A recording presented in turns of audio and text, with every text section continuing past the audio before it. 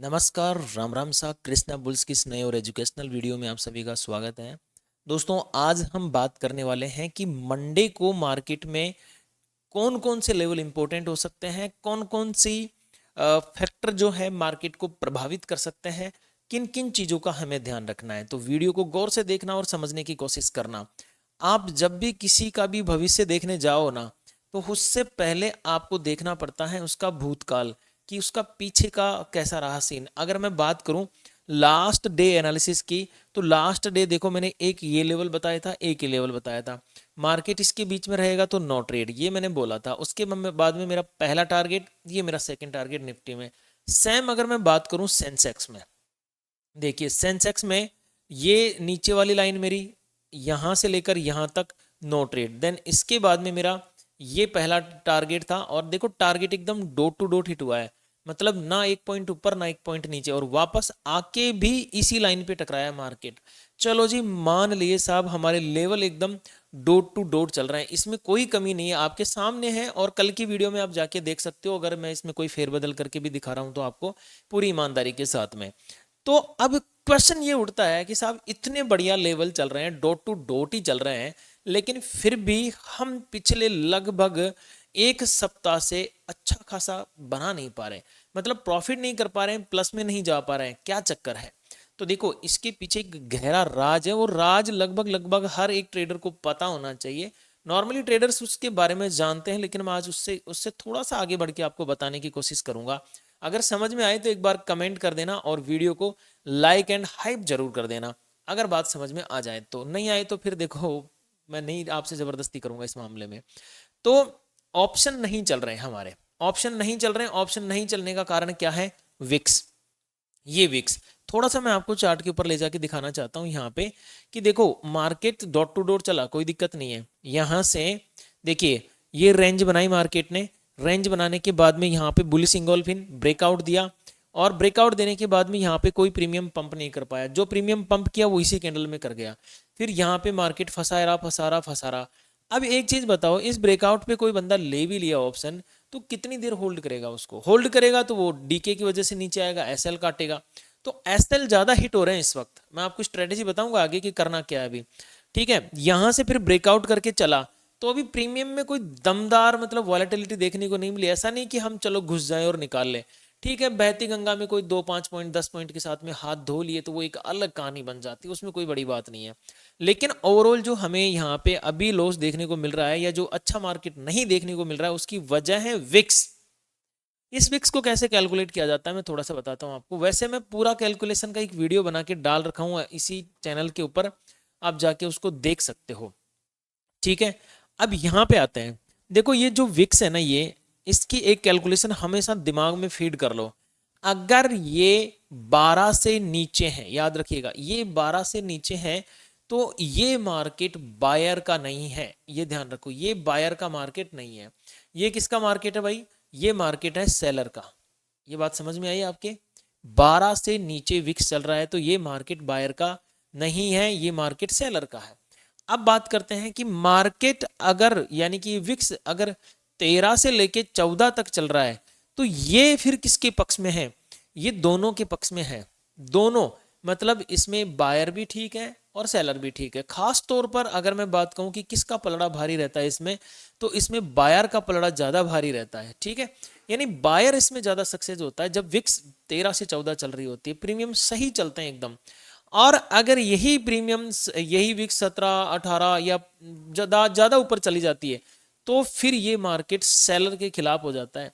क्योंकि इसमें फिर पता है क्या होता है, ये इस तरह से होता है, थोड़ा सा समझाता हूं मैं। अगर 12 से नीचे प्रीमियम चल रहा है, तो आपको जो 10 का प्रीमियम है ना, वो फटाफट 5 हो जाएगा, यानी कि नीचे ज्यादा जाएगा ऊपर कम जाएगा।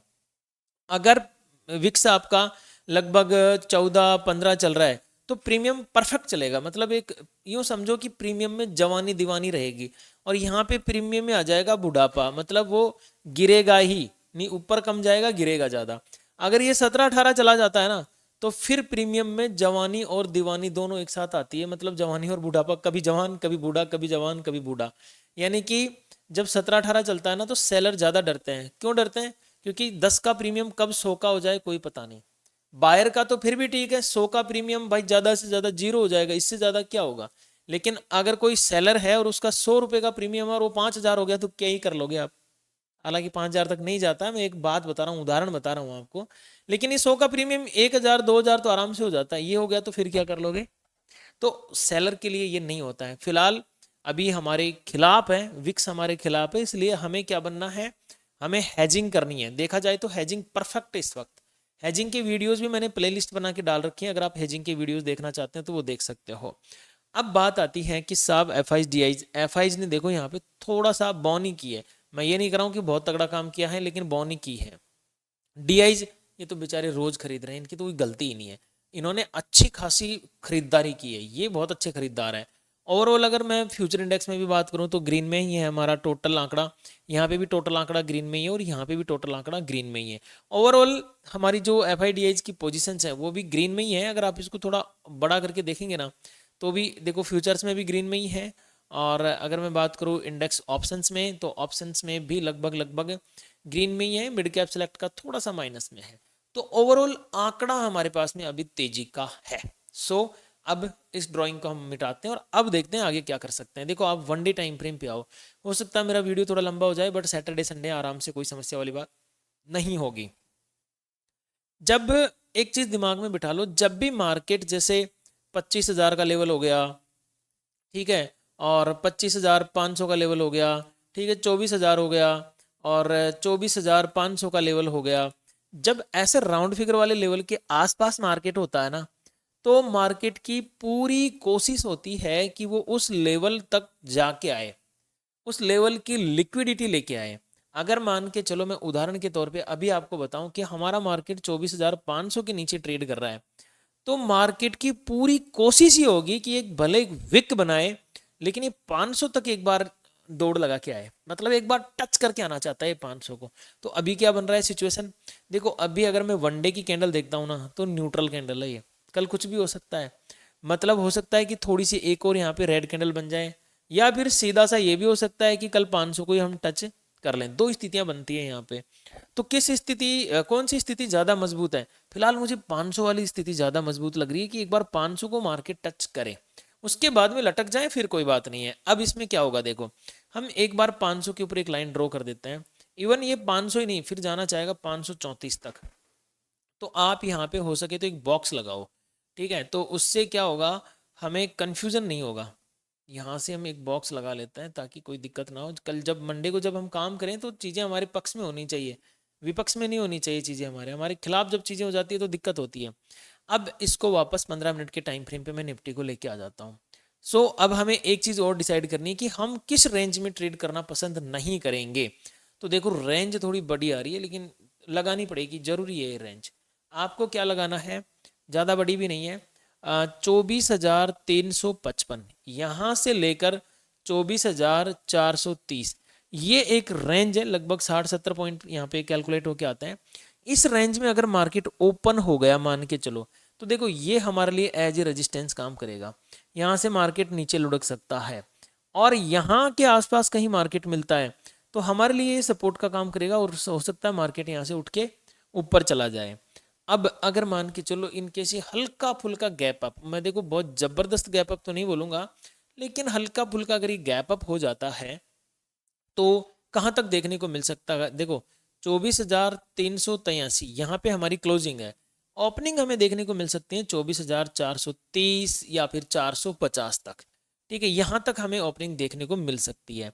अब अगर मार्केट मान के चलो 24,430 के आसपास ओपनिंग दे देता है, 50 के आसपास ओपनिंग दे देता है, तो गैप फिल करने वाली स्थिति तो है ही है, लेकिन गैप फिल नहीं करता है और इसी को सपोर्ट रिएक्ट करके मार्केट ऊपर जाना चाहता है, तो हमारे लिए जो पहला टारगेट बन के आएगा वो आएगा, देखो 24,430 से पहला टारगेट कौन सा आएगा, 24,500 और 534, इसको आप नोट कर लेना, 24,534, ये दो टारगेट हमारे लिए बन के आते हैं पहले नंबर पर। अब अगली कहानी ये बनती है कि साहब यहाँ तक तो ठीक है माहौल, लेकिन अगर आगे मार्केट चला तो फिर हम कहाँ तक आगे जाना चाहेंगे। तो देखो ये हमारे 500 का लेवल हो चुका है, बड़ा ही इंपॉर्टेंट लेवल था ये। इसके बाद में निकल के आता है मेरे लिए लगभग 572 और 572 के बाद में 604 तक के लेवल, ठीक है, इनको थोड़ा बड़ा कर दिया जाए 5 मिनट के टाइम फ्रेम पे ताकि अच्छे से दिखाई दें। ओके, अब मैं ड्रॉ कर रहा हूँ यहाँ पे। पहला लेवल 430 534 मैंने बता ही दिया। नेक्स्ट 534 के बाद में 24,534 के बाद में हमें अगला जो लेवल देखने को मिलेगा वो 24,576 एंड इसके बाद में 24,604, यहाँ तक के लेवल देखने को मिल सकते हैं। अब इसमें आपको रखनी है सावधानी। सावधानी क्या रखनी है, सुनो गौर से। देखो दोस्तों, 500 का लेवल अपने आप में क्रिटिकल लेवल है। यहाँ पर करो या मरो, ये वाली स्थिति होती है। ठीक है, यानी कि किधर भी एक तरफ जा सकता है मार्केट। ये बहुत ही कंफ्यूजन वाला लेवल होता है। तो आपको सावधानी क्या रखनी है, मान के चलो इस 500 के लेवल पे या 534 तक आके मार्केट कोई नेगेटिव कैंडल क्लोज करता है। यानी कि नेगेटिव कैंडल देखो कई प्रकार की होती है, बेरिश इंगोल्फिन हो गई, हैमर टाइप हो गई, और भी बहुत सारी नेगेटिव कैंडल्स होती है। कोई भी नेगेटिव कैंडल बनाता है या ऐसा पैटर्न बनाता है तो फर्दर मार्केट जो है इसमें एक स्विंग बनेगा बीच में, उस स्विंग तक आ सकता है। नहीं तो फिर मेरा ये लेवल जो है ना 430 वाला, ये बड़ा इंपॉर्टेंट रहेगा, यहाँ तक मार्केट लुढ़क सकता है। तो स्ट्रेटजी के अकॉर्डिंग काम करना, स्ट्रेटजी के खिलाफ काम नहीं करना हमें। ठीक है, अब अगर बात करते हैं मंदी की, अगर मार्केट गिरना चाहेगा तो देखो, गिरने के लिए तो इसमें बहुत कम जगह है, बट फिर भी हम लेवल तो लेके चलेंगे कि भाई मार्केट है, गिर भी सकता है, हमें ड्यूअल डायरेक्शन रखनी है। देखो 24,355, अगर मार्केट यहाँ से गिरा तो पहले 24,333 एंड देन इसके बाद में 24,298, 24,298 और यहाँ से गिरा तो फिर 24,226 तक मार्केट नीचे जा सकता है। अच्छा दोस्तों, मुझे एक चीज़ आप लोग बताएंगे, मैं सेंसेक्स पे चलता हूँ तब तक। एक एक चीज़ आप मुझे बताना कि कितने लोग ऐसे होते हैं, ये थोड़ा साइकोलॉजी का पार्ट है, इसको गौर से सुनना, कि कितने लोग ऐसे होते हैं जब वो शेयर मार्केट में पहला अपना कदम रखते हैं ना तो वो प्रॉफिट में जाते हैं, लेकिन जैसे जैसे वो सीखते जाते हैं ना, वो सीखते जाते हैं वैसे वैसे उनको लॉस होता जाता है। जबकि सीखने के बाद में तो लॉस होना ही नहीं चाहिए ना, ये सीखने का है। ठीक है, यहाँ पे सीखने के बाद में तो लॉस नहीं होना चाहिए ना, लेकिन सीखने के बाद में लॉस क्यों हो रहा है, अगला सवाल यही उठता है कि साहब जब हमें बहुत कम आता था, हम लर्निंग फेज में थे, शुरू शुरू में जब हम ट्रेड ले रहे थे तो हम प्रॉफिट में हो जाते थे, लेकिन अब हम लॉस में क्यों हो रहे हैं। देखो एक चीज़ मैं आपको बताता हूँ, इसमें बहुत सारे अलग अलग फैक्टर काम करते हैं, लेकिन मैं एक बेसिक चीज़ बता देता हूँ जो शायद एक नॉर्मल ट्रेडर और एक आम जनता के साथ में होती है ये चीज़। पहली चीज़, आप एक यूँ मान के चलो, एक छोटा बच्चा, उदाहरण देता हूँ आपको, एक छोटा बच्चा है, आप वो बच्चा कुछ भी नहीं जानता है, ठीक है, बहुत ज़्यादा नॉलेज नहीं है उसको, उसको सांप के बारे में भी नॉलेज नहीं है कि सांप क्या होता है। आप उसके पास में सांप रख दोगे ना तो वो सांप को उठा लेगा, खेल लेगा, उससे खेलना चालू कर देगा, उसको नहीं पता है, उसको उसमें आनंद आने लग जाएगा। ठीक है, और वो उसके साथ खेल सकता है आराम से, क्यों, क्योंकि वो उसके रिस्क को नहीं जानता है, उसके बारे में नहीं जानता है, इसलिए वो सांप को यहाँ पे उठा लेता है। और हो सकता है सांप भी उसको ना काटे, ये भी पॉसिबल है, क्योंकि हो सकता है बच्चे को भी सांप से डर ना लगे, क्योंकि बच्चा बहुत प्यार से उसको उठाएगा और प्यार से उसके साथ में खेलेगा। अब यहाँ पे मैं बच्चे वाली कहानी क्यों सुना रहा हूँ, सुनो। देखो, आप जब पहली बार ट्रेडिंग करने आते हैं ना तो आपके दिल में कुछ चीज़ें होती हैं जो नहीं होती है। कौन कौन सी चीज़ें मैं बताता हूँ आपको। देखो, एक तो आपके दिमाग में और दिल में एक सबसे बड़ी डर नहीं होती है, वो बात होती है कि वो डर, खो देने का डर। ठीक है, आपके दिमाग में और दिल में ये खो देने का डर नहीं होता है जब आप पहली बार ट्रेडिंग करते हैं, लेकिन जब आप ट्रेडिंग करते करते करते पक जाते हैं ना तब आपको खो देने का डर शुरू होता है। तो आप जब पहली बार ट्रेड कर देते हैं ना तो ये डर नहीं होता है। इस डर की वजह से आप क्या होता है कि आप आराम से बैठे रहते हो और आप क्या करते हो, भागती कैंडल को पकड़ते हो, क्योंकि आपको ज़्यादा नॉलेज नहीं होती। आपको आपको ये पता है कि ग्रीन ग्रीन कैंडल बन रही है, चलो तेजी कर दो, रेड रेड कैंडल बन रही है, चलो मंदी कर दो, और अक्सर उसमें आप प्लस में भी निकल जाते हो, यानी प्रॉफिट में भी निकल जाते हो। लेकिन उसके बाद में आपको 2-4 बार लॉस होता है। 2-4 बार लॉस होने के बाद में फिर आपको लगने लगता है डर, डर हावी होता है। जब डर हावी होता है तो फिर हम दौड़ते हैं यूट्यूब वालों के पीछे या किसी सिखाने वाले के पीछे, दोस्तों के पीछे, कहीं ना कहीं फिर हम पीछे पीछे भागते हैं।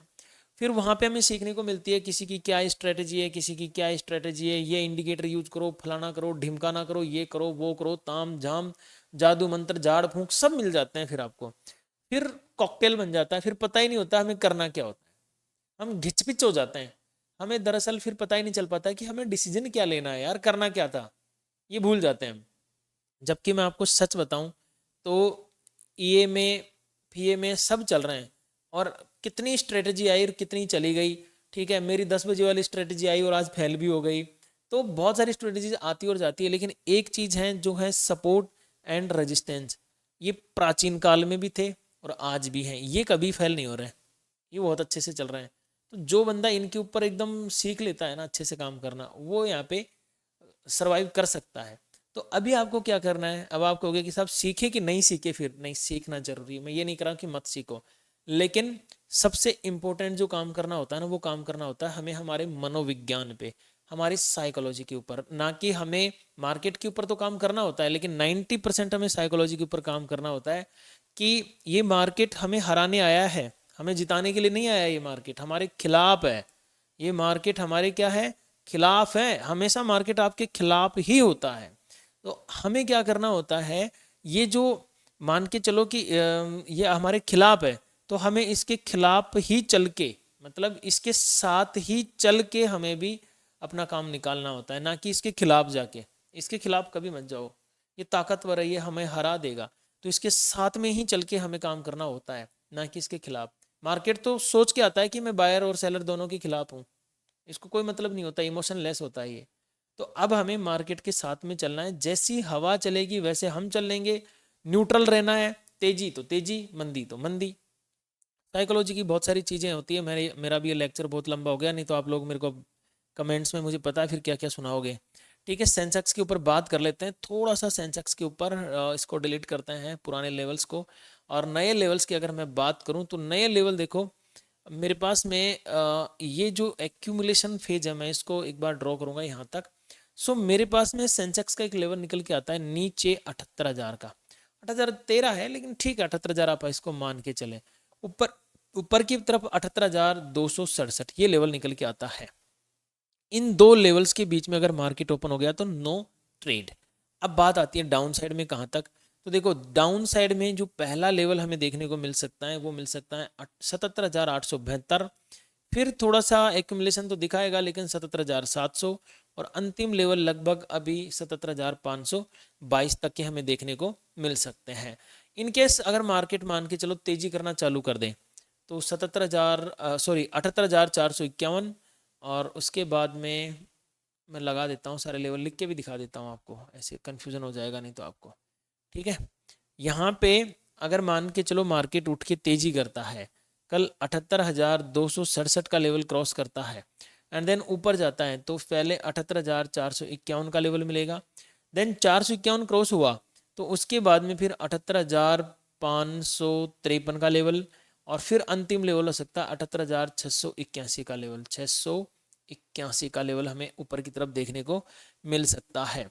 दोस्तों अब हम थोड़ा सा चलते हैं बैंक निफ्टी की तरफ, कि बैंक निफ्टी में कौन कौन से लेवल हमारे लिए इंपॉर्टेंट हो सकते हैं। ठीक है, नीचे के लिए लेवल्स मैं भी लिख देता हूँ एक बार, आप भूल जाएंगे नहीं तो। 78,013 या 78,000 मान के चल सकते हो। यहाँ से टूटा तो 77,872, यहाँ से नीचे आया तो 77,707, और फिर 77,522। अब बैंक निफ्टी की तरफ चलते हैं। अब बैंक निफ्टी पे चलने से पहले मैं आपको बताना चाहता हूँ, अगर आपने अभी तक भी फ्री टेलीग्राम चैनल को ज्वाइन नहीं किया है तो फ्री टेलीग्राम चैनल को ज्वाइन कीजिए दोस्तों, उसका लिंक मैंने डिस्क्रिप्शन में और कमेंट बॉक्स में दिया हुआ है। चलो जी, बैंक निफ्टी में से सारी ड्रॉइंग्स हम हटा देते हैं। बैंक निफ्टी ने एक अलग ही खेल रच रखा है मार्केट में, एक अलग ही, मतलब अलग ही लेवल का चल रहा है बैंक निफ्टी। ठीक है, ये मेरी स्ट्रेटजी शायद इस पर लगी हुई थी, मैं डिलीट कर देता हूँ इनको। ओके, अब देखते हैं यहाँ पे कि क्या हो सकता है बैंक निफ्टी में। बैंक निफ्टी थोड़ी सी कमज़ोर नज़र आ रही है हमें, 57,262 के आसपास, 64 के आसपास इसकी क्लोजिंग है। अगर देखो ओपनिंग में ये हमें लगभग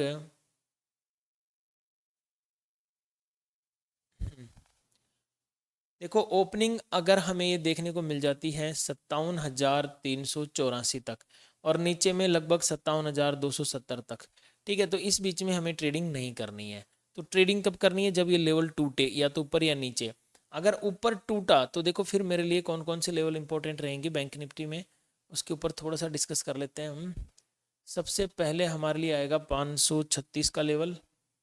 ठीक है, देन उसके बाद में हमारा सीधा सीधा 57,800। ठीक है, तो यहाँ पे गौर करने वाली बात है दोस्तों, अगर 57,384 का लेवल ब्रेक हुआ ऊपर की तरफ, तो पहला टारगेट 57,500 34, दूसरा टारगेट 57,800। ये दो टारगेट हमारे रहने वाले हैं निफ्टी बैंक में ऊपर की तरफ। अगर मार्केट नीचे टूटना चाहा तो फिर हमारे लिए कौन कौन से लेवल रहने वाले हैं बैंक निफ्टी में, देखो पहला टारगेट हमारा रहेगा 57,140, अगर मार्केट 57,270 से टूट के नीचे आता है तो। दूसरा हमारा टारगेट रहेगा 56,962। तो टारगेट हमारे यहाँ पे रहने वाले हैं डाउन साइड के लिए बैंक निफ्टी में। सो दोस्तों एक चीज़ आप आराम से पहले वीडियो ख़त्म करने से पहले सुने, ये डिस्क्लेमर, वैसे मैंने शुरू में भी इसके बारे में बता दिया था कि शेयर मार्केट रिस्क के अधीन है, कृपया निवेश करने से पहले अपने वित्तीय सलाहकार से सलाह अवश्य लें। इस चैनल पर दी गई जानकारी केवल एजुकेशन और नॉलेज के उद्देश्य से है, इसे निवेश की सलाह न समझें। आपके किसी भी प्रकार के लाभ या हानि के लिए चैनल या सुरेश मीणा किसी भी तरह से जिम्मेदार नहीं होगा। निवेश करने से पहले सावधानी बरतें, सोचे समझे और फिर निवेश करें। अब एक और डिस्क्लेमर आप जरूर सुन के जाएं दोस्तों, वीडियो के दौरान मैंने कई बार यहाँ पे प्रॉफिट शब्द का प्रयोग किया है, कई बार मैंने लॉस शब्द का भी प्रयोग किया है। तो ये शब्द मैं जो प्रयोग कर रहा हूँ, याद रखिएगा दोस्तों, सिर्फ और सिर्फ एजुकेशन के लिए कर रहा हूँ, ठीक है, शिक्षा के लिए इन शब्दों का प्रयोग किया गया है।